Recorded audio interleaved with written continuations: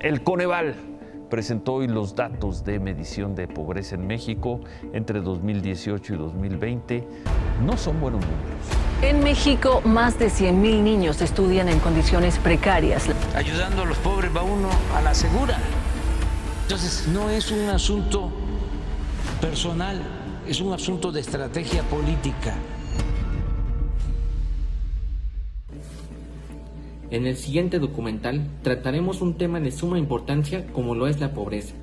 Explicaremos punto a punto cada uno de los detalles de cómo es que se genera este terrible suceso, cómo es que algunas personas han podido lograr salir de este gran problema y algunas propuestas de solución para poder tener una mejor calidad de vida. De acuerdo a la ONU, la pobreza es aquella situación que no te permite satisfacer tus necesidades físicas, fisiológicas y psicológicas.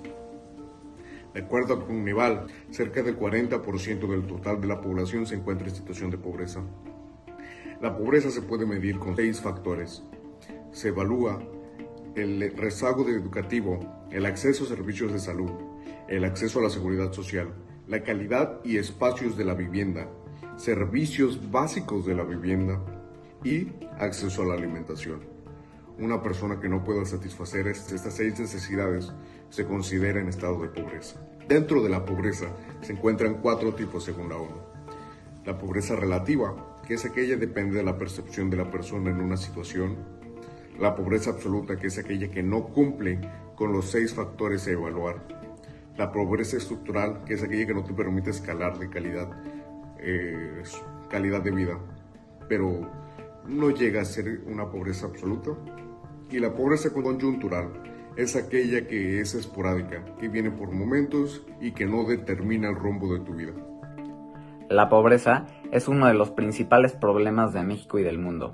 Alrededor de 700 millones de personas ganan un total de $2,15 al día en el mundo y con ello subsisten. Hablando específicamente de México, nos podremos dar cuenta de que según las estadísticas del Coneval, en el 2022 se registró un 43,5% de pobreza y un 12,1% de pobreza extrema en la población mexicana.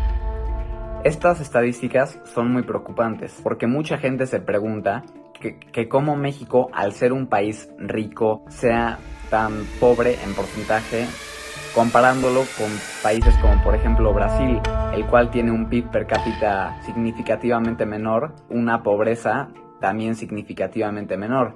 Esto pues para mucha gente no tiene sentido.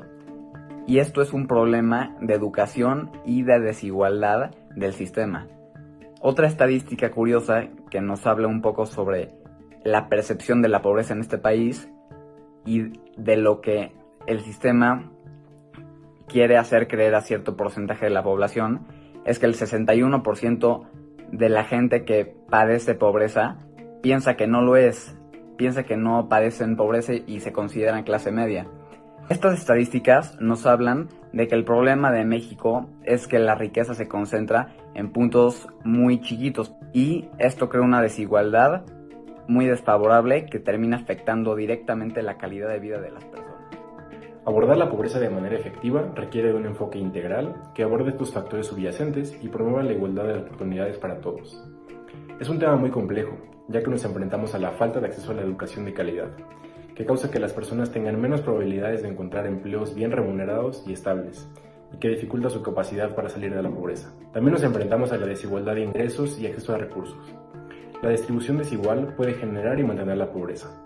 Cuando un pequeño porcentaje de la población posee la mayor parte de la riqueza y los recursos, deja a la mayoría de la población luchando por sobrevivir con recursos limitados y oportunidades restringidas. La falta de acceso a servicios básicos como agua potable, atención médica adecuada, vivienda digna y saneamiento básico también agravan la situación de la pobreza, ya que se vive con el único propósito de sobrevivir. Y por último, los ciclos intergeneracionales de pobreza. La pobreza tiende a perpetuarse a lo largo de las generaciones, ya que las familias en esta situación a menudo carecen de los recursos y oportunidades necesarias para romper el ciclo. Es evidente que es un problema muy complejo y que se ha intentado abordar a lo largo de la historia. Uno de los programas que ha ayudado a combatir esta situación en Latinoamérica es ProJoven en Perú, el cual es un programa dirigido a jóvenes en situación de vulnerabilidad, ofreciéndoles educación, capacitación laboral y apoyo psicosocial. Identifica a los participantes y les brinda orientación personalizada para desarrollar habilidades y establecer metas profesionales. Proporciona programas de educación básica, formación técnica y prácticas laborales para mejorar su perspectiva de empleo. Además, ofrece apoyo socioemocional para superar barreras personales y sociales. El programa realiza un seguimiento continuo de los participantes para evaluar su progreso y ajustar sus servicios según sea necesario. En resumen, ProJoven busca empoderar a los jóvenes proporcionándoles las herramientas necesarias para integrarse con éxito al mercado laboral y promover su inclusión social y económica. La pobreza ejerce un impacto profundo y multifacético en la salud y la educación, afectando a millones de personas en todo el mundo. Aquí te detallo cómo influye en cada uno de los siguientes aspectos. Acceso ilimitado a atención médica. Las personas que viven en la pobreza suelen tener un acceso ilimitado a servicios de salud básicos como consultas médicas, medicamentos y tratamientos especializados. Esto puede llevar a una falta de diagnóstico y tratamiento oportuno de enfermedades que agravan su salud. Número 2. Condiciones de vida desfavorables. La pobreza a menudo se asocia con viviendas inadecuadas, hacinamiento y falta de acceso al agua potable y saneamiento. Estas condiciones aumentan el riesgo de padecer enfermedades infecciosas como diarrea, infecciones respiratorias y enfermedades transmitidas por vectores como la malaria y el dengue. Asimismo, puede generar desnutrición y malnutrición. La falta de recursos económicos puede dificultar el acceso a una alimentación adecuada y equilibrada. Esto puede provocar desnutrición, deficiencias de vitaminas y minerales y problemas de desarrollo físico y cognitivo, especialmente en niños y mujeres embarazadas. En cuanto a su impacto en la educación, tienen un acceso limitado a la educación. La pobreza a menudo impide el acceso a la educación de calidad debido a barreras financieras como el costo de la matrícula escolar, uniformes, libros, etc. Howard Schultz, nacido en una familia de escasos recursos en Brooklyn, Nueva York, se convirtió en un empresario visionario y exitoso. Después de trabajar en la empresa de máquinas de café Starbucks, adquirió la pequeña cadena y la transformó en una marca globalmente reconocida.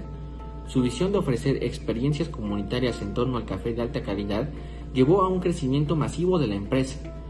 Schultz también fue un defensor de los empleados, introduciendo beneficios como el seguro de salud y las opciones de acciones para los trabajadores de tiempo parcial.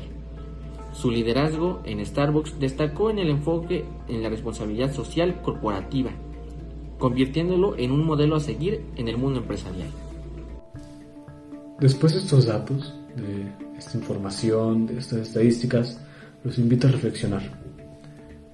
reflexionar en todas estas personas de escasos recursos, los cuales no siempre tienen un lugar a donde ir.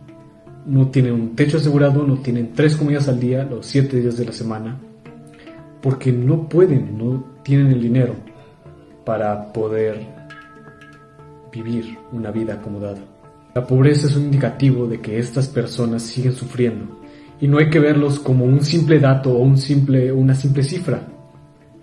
Estas son personas, humanos, como tú o como yo.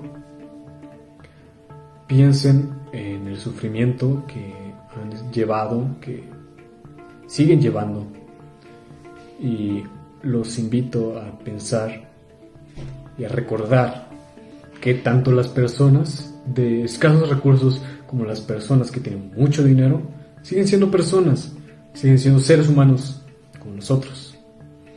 Es por ello que, concluyendo esta parte, todos nosotros, como seres humanos que somos, debemos apoyarnos entre nosotros.